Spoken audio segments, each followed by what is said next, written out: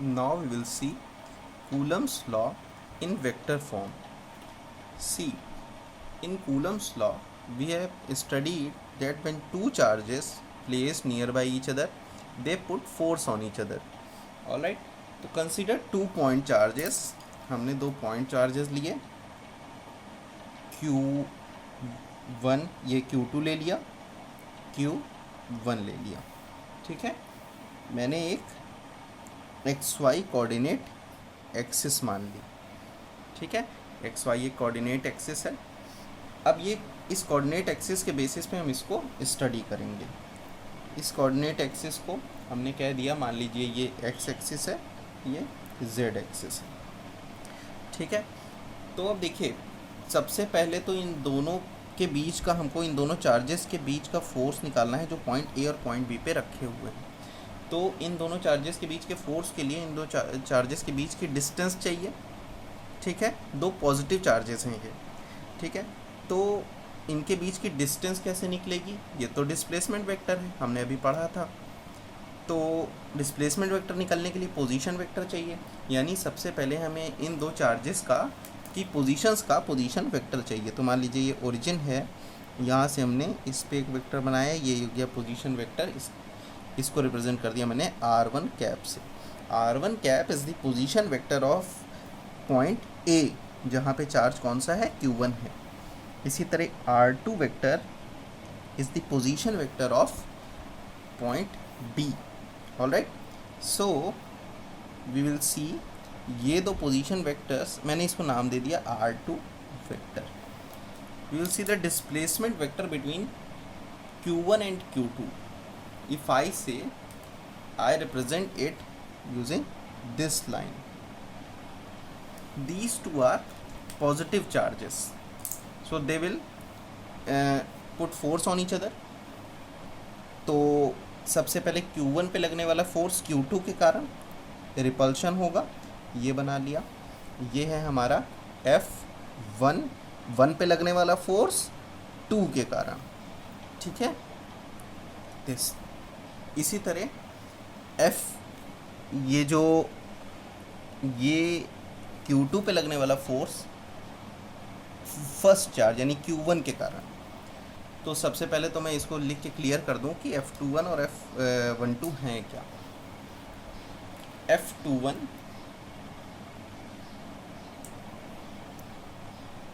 F21 force on Q2 due to Q1. Force on Q2 due to Q1. Similarly, F12 vector force on Q1 due to Q2. देखिए, जिस पे force लग रहा हो उसको पहले लिखते हैं सफिक्स में, जिसके द्वारा लग रहा है उसको बाद में लिखते हैं सफिक्स में. ये हमने कन्वेंशन मान लिया. कुछ बुक्स में उल्टा भी होता है, बट हम ये मान के चलेंगे.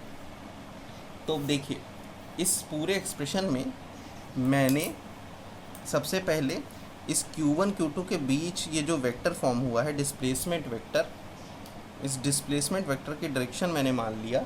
मान लीजिए इस वेक्टर को मैंने इधर से इधर की ओर, ये वाले वेक्टर को रिप्रेजेंट किया इधर से इधर की ओर. इसको रिप्रेजेंट किया मैंने R21 वेक्टर से, यानी इस वाले को रिप्रेजेंट किया R21 से किधर की तरफ? इधर की तरफ. ठीक है, इसी तरह R12 क्या हो जाएगा फिर?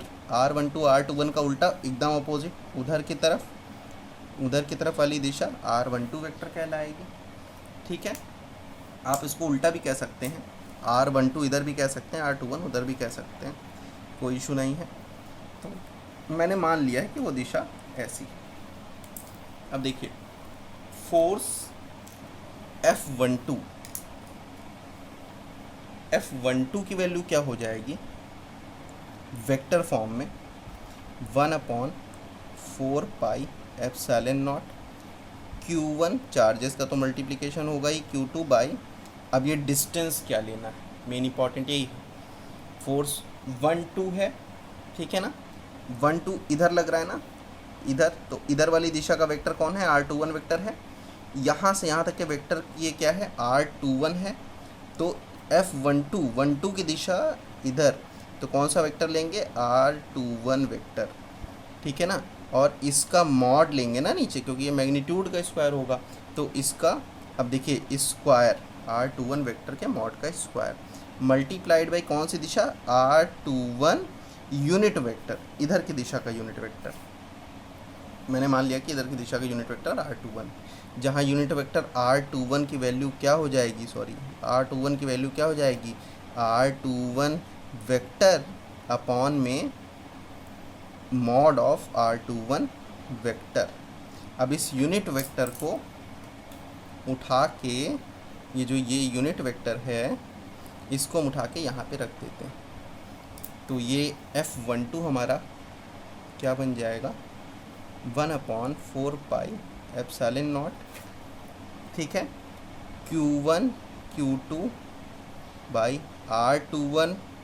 ये तो हमारे फॉर्मूला, बीच की दूरी हमने वेक्टर फॉर्म में शो करी, लेकिन क्या लिया है, मैग्नीट्यूड लिया, इसने मॉड लगाया हुआ है, मॉड मैग्नीट्यूड होता है, स्क्वायर ये था। यूनिट वेक्टर की जगह हम क्या पुट कर रहे हैं, देखिए R21 मॉड, यूनिट वेक्टर की जगह हम क्या रखेंगे, पूरा ये R21 vector upon mod R21 vector. ये नंबर है, मॉड में है, तो दोनों मिलके क्यूब बन जाएंगे। तो हमारा जो फाइनल एक्सप्रेशन F12 वेक्टर का आएगा 1/4 pi epsilon naught Q1 Q2 by mod R21 का स्क्वायर, सॉरी क्यूब, अब तो क्यूब हो गया, और R21 वेक्टर के न्यूमरेटर में। तो ये एक्सप्रेशन हमारा क्या बना, कूलम्स लॉ। लेकिन इसको अभी मैं पीछे अपनी जो थ्योरी हमने पढ़ी थी उससे हम थोड़ा और एक्सप्लेन कर सकते हैं। R21 वेक्टर को हम क्या लिख सकते हैं, R21 वेक्टर को हम क्या लिख सकते हैं, पीछे से R21 वेक्टर इधर से इधर की तरफ है, इधर से इधर, एरो इधर है, तो आपको पता है कि ये एक पोजीशन वेक्टर, ये एक पोजीशन वेक्टर, इधर जिधर एरो होता है उसको पहले लिखते हैं R1 वेक्टर माइनस ये R2 वेक्टर। तो जहाँ जहाँ ये R21 वेक्टर हो वहाँ वहाँ इसको हम पुट कर सकते हैं, तो रख देते हैं। ये एक्सप्रेशन हमारा क्या बन जाएगा, F12 vector is equals to 1/4 pi epsilon naught Q1 Q2 by, अब इसको लिख सकते हैं ना R1 माइनस R2 वेक्टर का क्यूब, मॉड का क्यूब, ये वो है स्केलर क्वांटिटी है नीचे, ठीक है ना, ये स्केलर क्वांटिटी है।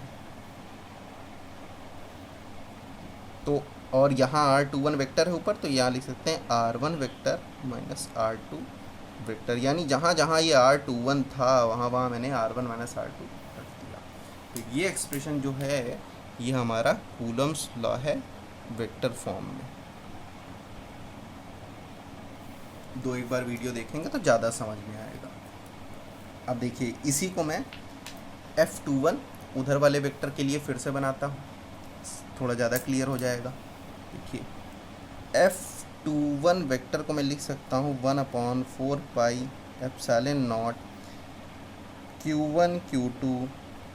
अब देखो यहाँ कौन सी दूरी रखना है, बीच की दूरी, लेकिन उधर वाली दिशा में F21 की दिशा में, तो R21 उधर वाली दिशा में, लेंथ हमने क्या माना है वेक्टर R12, तो R12 वेक्टर का मॉड का स्क्वायर, और यहाँ यूनिट वेक्टर क्या, R12 यूनिट वेक्टर, ठीक है।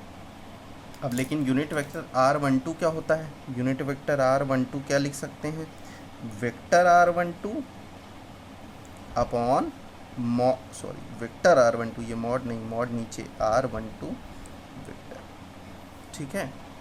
तो इस एक्सप्रेशन को यहाँ हम चेंज करते हैं, वैल्यू को पुट करते हैं, F21 vector is equals to 1/4 pi epsilon naught Q1 Q2 by R12 mod का स्क्वायर। लेकिन यहाँ पे जब हम इसको रख रहे होंगे R12 यूनिट वेक्टर, तो ये वाला रख दें, R12 vector upon mod of R12 vector, ठीक है।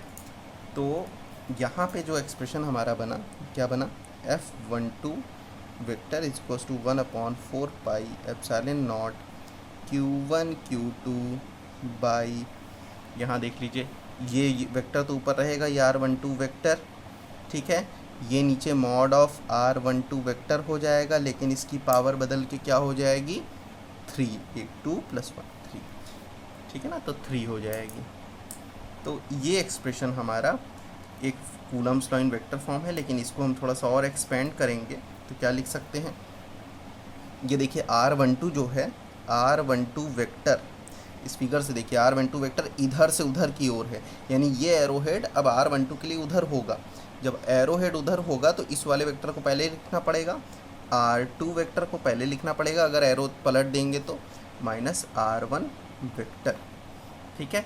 तो यहाँ से ये F12 vector is equals to 1/4 pi epsilon naught Q1 Q2 by, यहाँ पे अब देखिए यही थोड़ा सा चेंज है, R12 को क्या लिख सकते हैं R2 वेक्टर -R1 वेक्टर का Q, और यहाँ पे R2 वेक्टर -R1 वेक्टर। देखिए मैंने कहाँ कहाँ चेंज किया है, जहाँ जहाँ R12 था वहाँ वहाँ R2 -R1 इस वाली क्वांटिटी को पुट कर दिया है, ठीक है ना। तो ये हमारा जो हो गया एक्सप्रेशन, ये हमारा एक्सप्रेशन हो गया Coulomb's law in vector form, दूसरा एक्सप्रेशन, ठीक है। अब अगले वीडियो में हम सुपरपोजिशन प्रिंसिपल को देखेंगे।